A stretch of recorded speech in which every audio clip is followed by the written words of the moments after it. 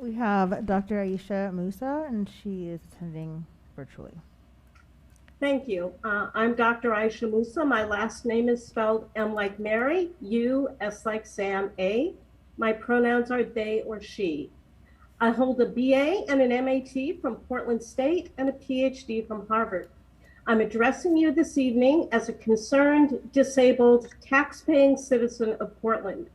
My family has a history with the Portland Public Schools. My maternal grandfather was a teacher and principal in Portland throughout the 1920s, 30s, and 40s.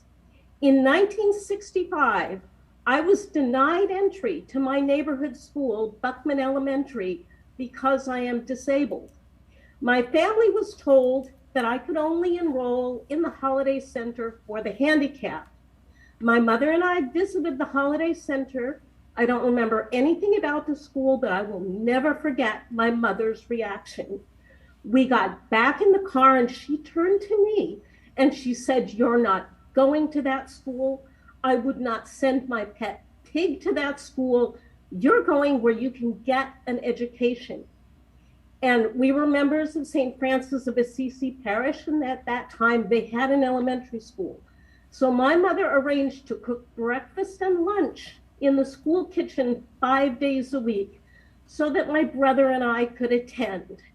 I share that story with you tonight because nearly 60 years later, nearly 50 years since the Education of All Handicapped Children's Act, and more than 30 years since the ADA, the Portland Public Schools is considering taking another 20 years to provide full access. Access delayed is access denied to another generation of disabled students.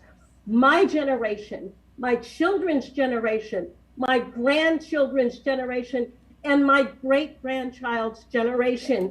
If this plan goes through with this timeline, my great-grandchild will graduate from high school before she will see disabled children wherever they want to be or need to be in her schools. This is unacceptable.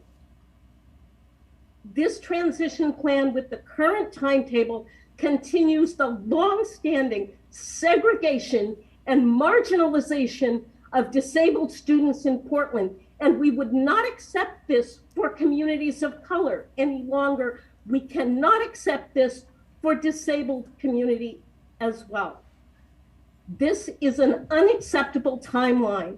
And as the previous speaker said, we have a responsibility to be aggressive and meet the needs and civil rights of all students in Portland. Thank you. Thank you.